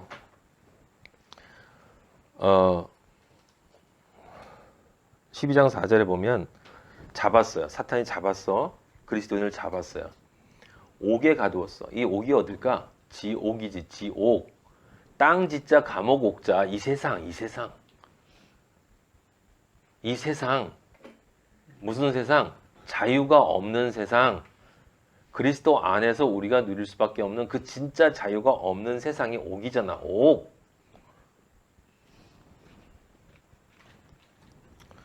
뭐 하나님을 믿는 사람은 어디 갇혀도 아버지가 이렇게 구원해 주신다고 이렇게 간수들 못 보게 한다고 이렇게 꺼내 주신다고 그것만 보고 살아도 괜찮아요. 그러면 평생 감옥에 안 갇힌 사람 뭐 별로 믿을 필요도 없겠네. 그 생각이 감옥이라니까.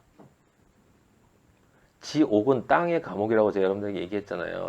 지금 여기가 지옥이라니까. 전 요즘에 맨날 지옥을 느껴요. 진짜 너무 지옥이야 이 세상이. 아버지가 너무 그리워요. 예수님을 정말 믿어서 정말 너무 기쁜 사람들도 많지도 않고 주변에 둘러보면 다 그냥 세상 사람들밖에 없고 사탄의 자식들밖에 없으니 참 외로워요. 옥에 가둔단 말이에요. 그리고 그래서 여기 군인이 4씩 4배, 4라는 단어가 2번 나오잖아. 4는 무엇을 뜻해요? 세상을 뜻하는 거예요. 세상. 네? 이 지옥 어디? 이 세상에 군인들이에요. 그러니까 십자가의 군병이 아니고 이건 뭐야? 저주의 군병들. 저주의 군병들에게 맡겨서 지킨단 말이에요. 그거는 우리로 하여금 그리스도를 진정 믿지 못하게끔 우리를 감시하고 협박하고 이렇게 하는 많은 사람들이 있어. 갖은 방식으로. 그냥 협박하는 것은 눈에 보이는 거고 지킨다라는 말 속에는 유혹한다는 말이 들어가 있는 거예요. 벗어나지 못하도록. 그 마음이 떠나지 못하도록. 예, 거기서 벗어나지 못하게. 그러니까 내가 집착하고 있는 그 무엇으로부터 떠나지 못하게끔 만드는 게 날 지키는 거야. 왜냐면 그거 떠나지 않는 그 상태가 감옥에 있는 상태거든. 감옥을 벗어났다는 것은 아버지가 원하시는 의의 존재가 됐다는 거예요. 그래서 그 뒤에 보면 이 베드로가 어떻게 해야 이 감옥을 떠날 수 있느냐? 의의 존재가 되어야만 떠날 수 있는 거예요. 네? 의의 존재가 되어야만. 의의 존재의 표시가 있죠, 거기. 12장 8절 보면 띠를 띠라고 그랬단 말이야. 진리의 허리띠는 너 띄어야 된다. 진리의 허리띠를 띄어야 돼요. 신을 신어.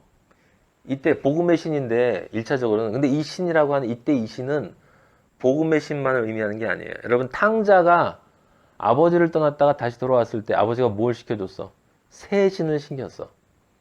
새 신을 신고 뛰어보자 팔짝. 그 신은 누구 신? 아들의 신. 이제 하나님의 천국에서 하나님과 동행하기 위해서 다닐 그 신. 그게 사실은 복음의 신이지 뭐. 내 안에 천국이 있으니까 그건 맞는 뜻인데 그 신이에요. 새 신. 그리고 나서 뭐 하라고 그랬어? 천사가? 겉옷을 입으래. 감옥에서 간수들한테 잡혀있는데 얘네들이 겉옷 벗고 속옷 차림으로 자요? 네? 사람들이 관심이 없으니까 성경 말씀을 진지하게 보지를 않으니까 그냥 다 대충 읽고 참 복음 하나님 지켜주시니까 베드로 나왔네. 이게 다 아는 건데 이렇게 하고 넘어가는 거예요. 이게 단어 하나하나를 가만히 보면 너무 어려워요. 이해하지 못하면. 겉옷, 예수 그리스도의 의의 옷을 입지 않으면 따라갈 수가 없어. 따라갈 수가 없다고요. 네? 그리고 따라가는데 그렇게 따라가야만 그게 무엇을 의미해야 되는 거냐면 10절에 보면 첫째와 둘째 파수를 지나 시내로 통한 쇠문. 무슨 뜻이에요? 영혼육이 온전하게 의로운 존재가 되어야 되는 뜻이에요. 첫째, 둘째, 셋째, 쇠문. 그죠? 그거 다시 돌아가요. 아직 안 끝났으니까. 아까 거기 사도행전 12장 4씩 시켜. 4절 봤죠? 4절. 죽이려고 했어요. 요 6월절 후에 백성 앞에 끌어내고자 했던 사람이 있었죠. 누구였어? 네? 에스더서에 나오잖아요. 에스더에 누구야? 하만. 나중에 이것들 다 죽여버리겠다 이거. 그렇게 작정했잖아. 그래도 자기가 달렸지 거기. 그 하만이 누구야? 누굴 상징하는 거였어요? 사탄 상징하는 거였잖아. 다 성경이 같은 얘기라니까. 네. 옥은 광야 40년이에요. 그리고 정확하게 예수님 말씀하신 것처럼 실제 핍박이 있는 거야. 근데 기뻐하고 즐거워하라고 얘기를 했어요. 분명히. 그죠? 자, 그럼 중요한 건 뭐냐면 여기 지금 베드로가 누군가를 여러분이 알아야 되는 거야. 그러니까 베드로는 야고보가 죽었잖아요. 그죠? 베드로가 지금 길을 가고 있는 거잖아. 그럼 지금 누구를 상징하는 거야? 야고보와 베드로가. 그리스도인, 교회를 상징하는 거란 말이에요. 바로 이제 그 인류 차원에서의 교회를 상징하는 거야. 요한계시록에서 지금 우리들을 얘기하는 거야. 우리들.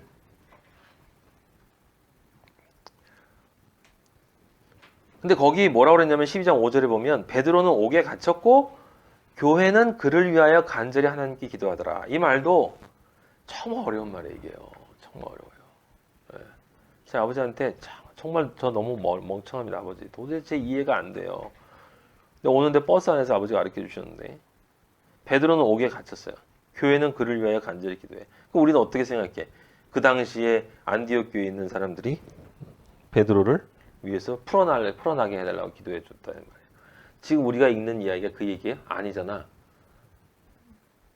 진짜 교회인 내가 이 흉년의 시대에 이 세상 감옥에 갇혀 있지 않고 진짜 자유를 얻어서 요한의 마지막 고백이 되어질 수 있는 그 자유를 누릴 수 있게 해달라고 뭐 하는 거예요? 기도하는 거야, 기도. 그러면 교회하고 베드로는 누구? 같은 인물인 거야, 여러분. 베드로가 옥에 갇혔다라는 얘기는 교회가 흉년의 시대에는 이 세상에 옥에 갇혔단 말이에요. 여기 감옥이라고 여기가 지옥이잖아. 이 세상이 지옥이잖아. 이 세상이 지옥이 아닌 것 같다고 생각되는 사람은 그리스도인이 아니에요, 여러분. 세상이 미워한다 그랬는데 사람들이 날 미워하지 않으면 그리스도인이 아닌 거야. 근데 그게 이제 진리를 전했을 때, 내가 그리스도인이라는 것이 분명히 드러났을 때는 미워해야 돼. 저는 그걸 정확하게 경험하기 때문에 그건 오차가 없어요. 그건 오류가 없어. 아버지의 공식하고 딱 맞아. 그리고 이 사탄의 회당에 있는 인간들은 그 악한 영이 들어가 있기 때문에 진리의 영을 가진 사람을 만나잖아요. 그럼 눈치 보면서 슬금슬금 피해. 같이 있고 싶어 하지 않아요. 2번 전화하지도 않고.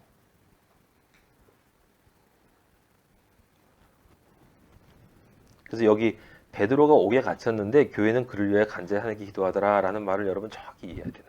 이 영적 의미는 내가 아버지 이 교회인 나 좁게 보면 이제 이방인으로서 진짜 그리스도인인 내가 그리고 나와 함께 전체 그리스도인이 인류 역사 속에서 온전하게 아버지가 얘기하시는 그 마지막 심판 전까지 이 구원의 창조의 길을 온전하게 가기를 기도합니다.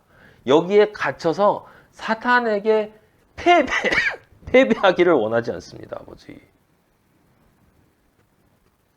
엄청난 기도를 하는 거란 말이에요. 이 사람 하나 빼달라고 기도하는 게 아니고. 예? 그래서 베드로전서 5장 8절에 나와 있는 게 그거예요.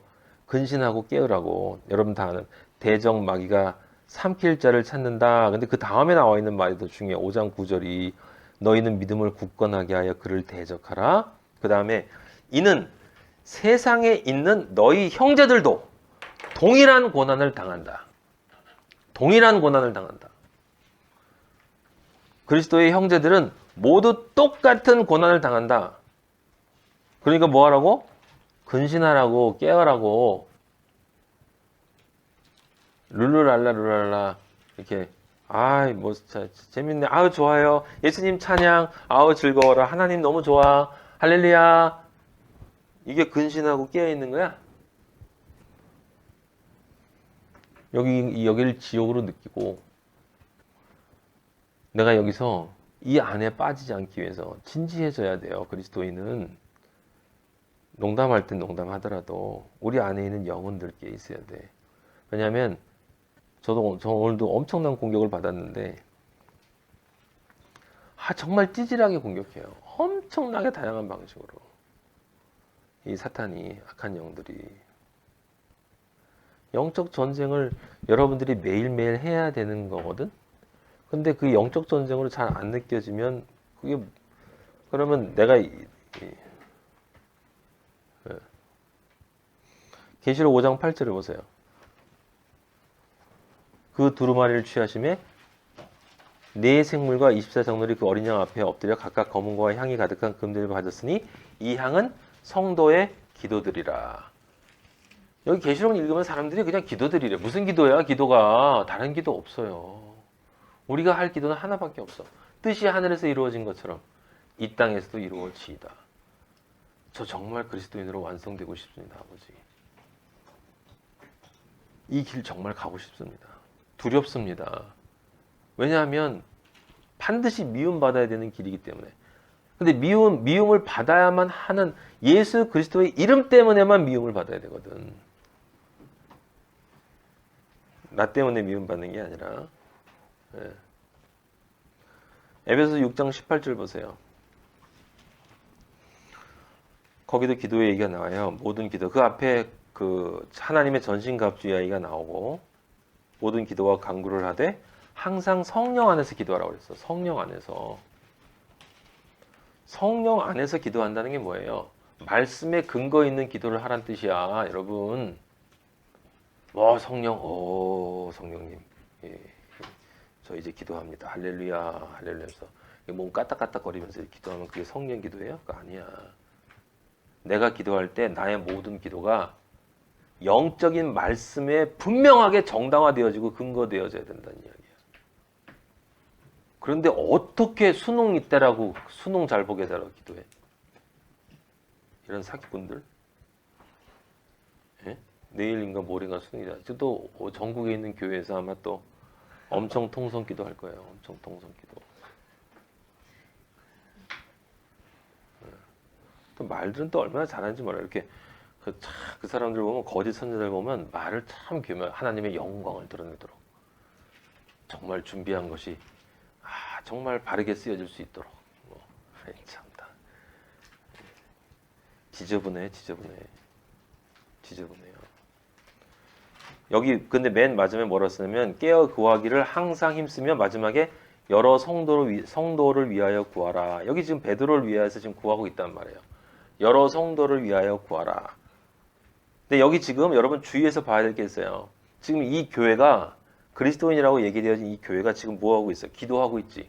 그것도 간절히 기도했다고 했어요. 간절히 베드로를 위해서 스스로 교회가 진리로 구원받기 위한 간절한 기도를 드렸어요.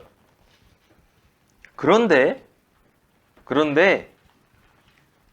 이 뒤에 봐요. 어딜 보냐면 사도행전 그 14절 2장 14절 보세요. 12절부터 보세요. 마가라는 요한의 어머니 마리아의 집에 가니 예루살렘이 거기에 여기 지금 예루살렘 교회인 거야. 그러니까 마가의 다락방. 마가라 하는 요한이잖아요. 제가 바로 이 사람이라. 마가라 하는 요한. 제가 옛날에 얘기했죠. 저희 어머니가 어렸을 때부터 너는 마가다. 근데 제가 아버지 만난 다음에 아버지가 저한테 넌 엘요한이다. 그래서 이상하다. 어렸을 때부터 어머니 마가라 불렀는데 왜 아버지는 날 엘요한이라고 그러실까라고 했는데 어느 날 갑자기 성경을 뜩 보니까 마가라 하는 요한이래. 그렇군요. 그런데 다락방이래. 십자가의 길을 가란 뜻이구나. 처음에는 골방 가서 기도하는 줄 알았지. 그래서 방 하나 만들어 놓고 십자가 갖다 놓고 거기다가 그 방석 깔아 놓고 폼나게 기도한다고 성경 앞에다 딱 큰 거 갖다 놓고 거기서 성경 안 봐. 거기 성경 보게 되지 않아. 이렇게 남들 보라고 자랑하려고 그러는 거지. 내가 얼마나 그 예수님 잘 믿는 척 하려고. 요한의 어머니 와서 기도하고 있더라. 여기 기도하고 있잖아요. 지금 기도하고 있다고 기도. 그런데 베드로가 대문을 두드렸는데 여자아이 하나가 14절에 보면 음성인 줄을 알았어. 베드로의 음성인 줄 알고 기뻐했어. 즉 무슨 뜻이냐면 여기서 지금 무슨 뜻이냐면 교회가 승리했다는 걸 알고 기뻐했어요. 드디어 사탄의 계계에서 벗어나서 의의 존재로 이 세상으로부터 온전하게 벗어난 그리스도 안에 진정한 자유로운 존재가 이제 되어져서 아버지에게로 갈 수 있는 준비가 된 거란 말이에요. 이게 아시겠습니까? 이제 드디어 승리했다는 거야. 대속죄가 끝났다는 거야. 이게 그걸 여자아이가 알아봤어. 여자 겸손한 존재. 남자가 아니라고. 나는 씨를 받아야 하는 존재. 그리고 여자아이 하나가 베드로의 음성을 듣고 기뻐했는데 들어가서 그 안에서 그 베드로가 그렇게 되기를 원해서 기도하고 있는 사람들이야 지금. 그 사람들에게 말하니까 미쳤다고 그래. 안 믿어. 그리고 천사라고 그래. 안 믿어. 베드로가 문 두드리기를 그치지 아니에요. 이게 무슨 뜻이에요? 교회가 승리했다라는 걸 선포하고 있단 말이에요. 지금 계속. 그리고 베드로를 보고 놀라요. 무슨 뜻입니까? 이 사람들은 진짜 기도를 한 게 아니라고. 여기 지금 두 부류가 대비되고 있다는 걸 여러분 아셔야 돼요. 여자아이 하나하고 나머지 교회의 사람들.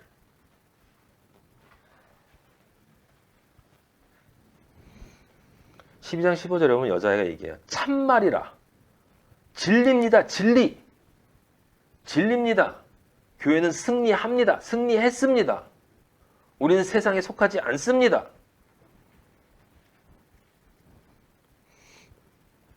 그러니까 무슨 그런 신비한 얘기를 하냐 이렇게 바라고 있단 말이야 사람들이. 그래서 그들이 나와서 깜짝 놀랐어. 정말 승리했구나. 그런데 중요한 건 베드로가 문을 두드렸죠. 그죠? 그럼 그건 무슨 뜻이야? 거기 들어가고 싶다는 뜻이잖아. 그런데 17절에 보면 베드로가 떠나갔어요. 다른 곳으로 갔어.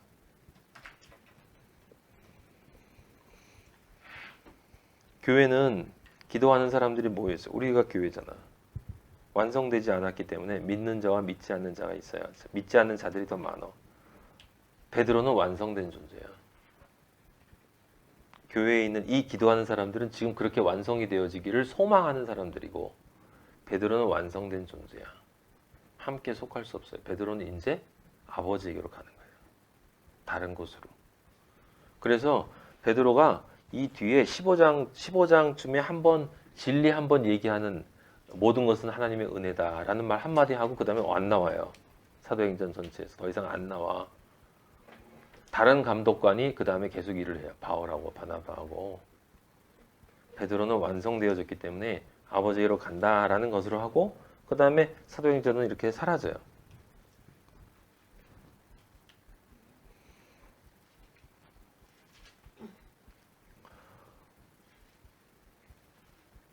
자, 아까 제가 말씀드린 것처럼 그래서 12장 6절 7절에 보면 이제 주의 사자가 나타났다고 그랬는데 이런 마태복음 24장 29절 한번 볼래요? 마태복음 24장 29절. 거기 보면 이렇게 쓰였습니다. 그날 예수님이 오실 때에 그날 환란 후에 즉시 해가 어두워지며 달이 빛을 내지 아니하며 별들이 하늘에서 떨어지며 하늘의 권능들이 흔들리리라. 그때 인자 징조가 하늘에서 보이겠고 그때 땅의 모든 족속들이 통곡하며 그들이 인자가 구름을 타고 능력과 큰 영광으로 오는 것을 보리라. 그 다음 31절. 그가 큰 나팔 소리와 함께 누구를 보내? 천사들을 보내리니 주의 사자를 보내리니 그들이 그 택하신 자들을 하늘 이 끝에서 저 끝까지 사망에서 모으리라. 그럼 이 택하신 자들은 누굴까? 베드로들, 승리한 자들을.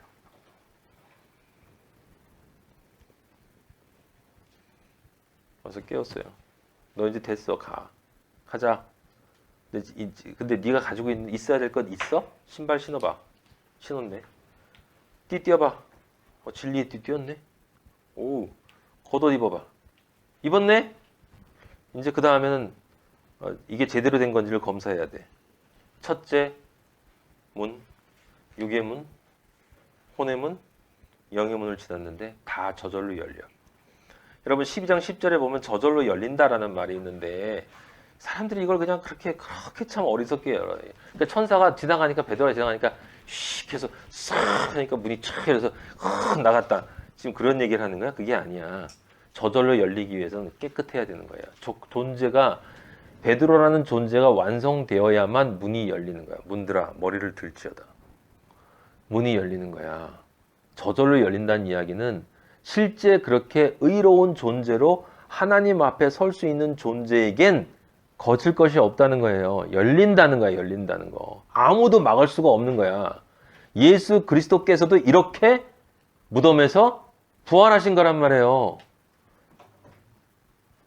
3일 동안 무덤에 계셨다라고 하는 말은 그 삶의 모든 영혼의 죄를 짊어지시고 첫째, 둘째 파수를 지나 예수 그리스도께서 그 쇠문을 넘어서 문을 저절로 열고 무덤을 뚫고 나와서 한 거리, 진리로 된 거리를 지나서 이제 진리가 됐다는 게 드러나면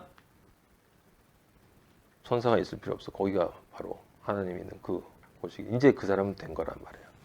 여러분과 제가 이렇게 돼야 된다니까. 영혼 육에 의의 존재가 되어야 된단 말이에요. 누가 저절로 열어줘. 저절로 열리는 거 없어. 내가 그 존재가 되면 저절로 열리는 거예요. 그러기 위해선 여러분 안에 의의 띠가 있어야 돼. 진리의 허리띠가 있어요. 진리의 허리띠. 의의 흉배가 있어야 돼요. 믿음의 방패가 있어야 돼. 구원의 투구가 있어야 돼. 복음의 신이 있어야 돼. 성령의 거음이 있어야 돼. 말씀이 있어야 돼요. 예수 그리스도의 그것을 모든 것을 허락하게 해주시는 그 모든 것을 가능하게 해주는 그 모든 것의 근원인 예수 그리스도의 보혈이 있어야 되는 거야. 그리고 성령의 임재가 있어야 된단 말이야. 12장 11절에 이에 베드로가 정신이 들어 이르되 내가 이제야 참으로 주께서 그의 천사를 보내어 나를 헤롯의 손과 유대 백성의 모든 기대에서 벗어나게 한 줄 알겠노라. 아니 이제서 이걸 알아? 성령을 받은 지가 언젠데? 성령을 받은 지가 언젠데 이걸 알아요. 사람들 이게 그렇지 뭐 그냥 넘어. 제가 옛날 생각해보면 너무 답답해요. 저희 교회에서 늘 들었기 때문에. 여기 베드로가 정신이 들었다라고 하는 게 뭐겠어요? 이제야 참으로 무엇을 뜻하는 것입니까? 중요한 건 지금 베드로가 느낀 때가 언젠 거예요. 승리하고 난 다음이야. 지금 모든 것이 끝나고 나서 진짜 이제 아버지가 나를 사탄의 손으로부터 완벽하게 벗어나게 해주셨다. 이제 끝났다. 승리했다. 나는 유대 백성 사탄의 회로부터 그들이 모든 기대 단 하나도 이제 그들이 나한테 나를 뺏어내기 위해서 예수 그리스도가 나를 끊기 위해서 걸 수 있는 어떠한 기대도 남아있는 것이 없다. 나는 완전히 자유하다. 나는 완전히 자유하다. 사탄과 사탄의 회당, 그 유대교인을 얘기하는 게 아니란 말이에요. 그리스도인이 아닌 모든 존재들, 그 중에서 특히 종교 집단들이 사탄의 회야. 사탄의 회.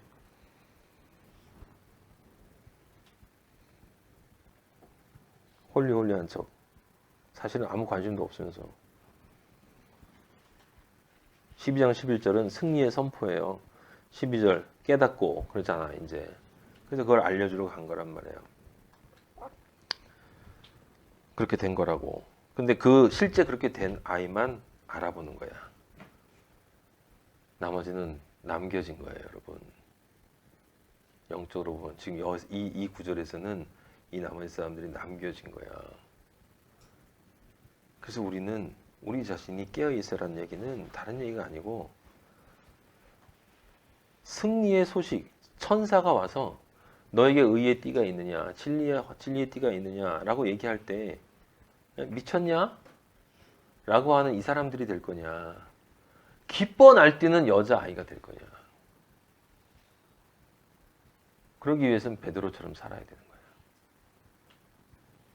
베드로가 여자아이거든. 그리스도인은 그리스도인만 알아볼 수 있어. 진리는 진리만 알아볼 수 있어. 비진리는 진리를 알아볼 수 없어요.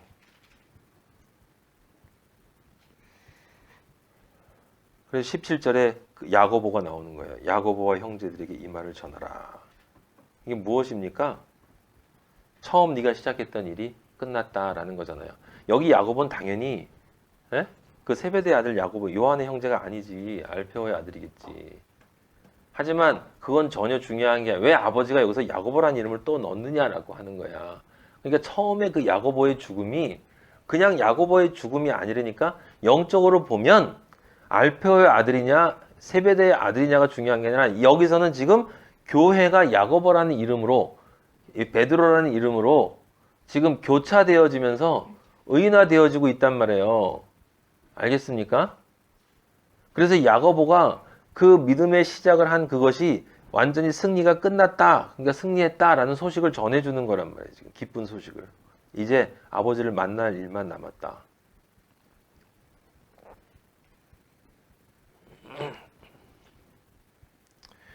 (15장) 가면 베드로가 15장 11절 한번 보세요. 15장 11절.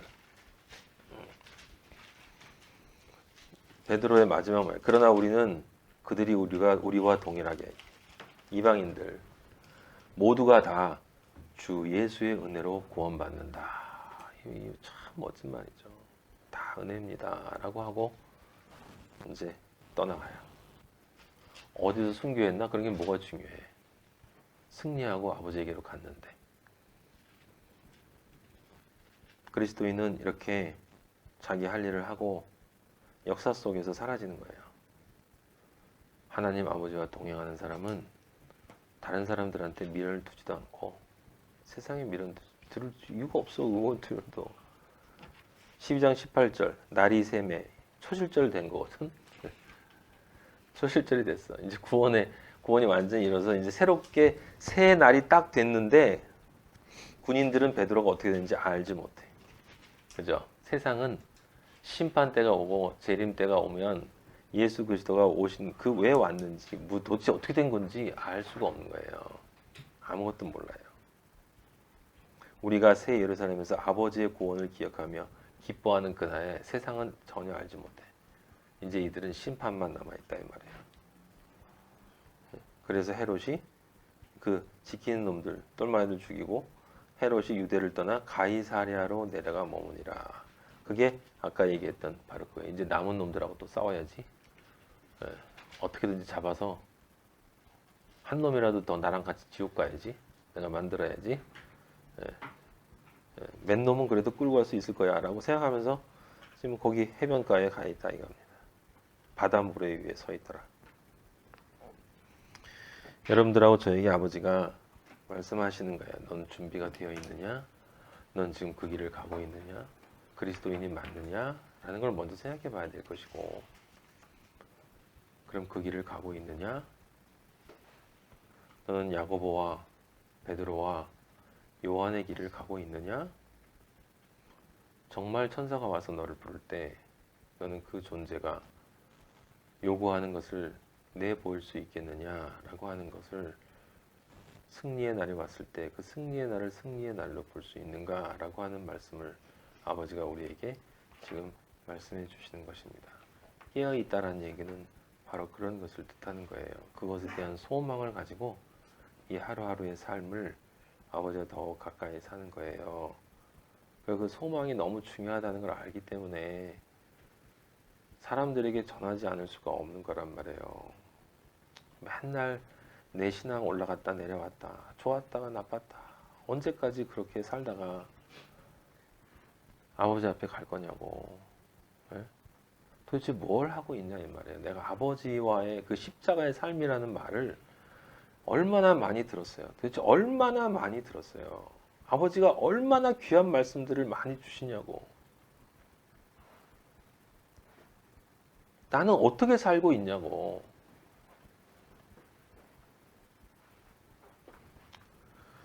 아버지, 저희 마하나임 사랑해 주셔서 감사합니다.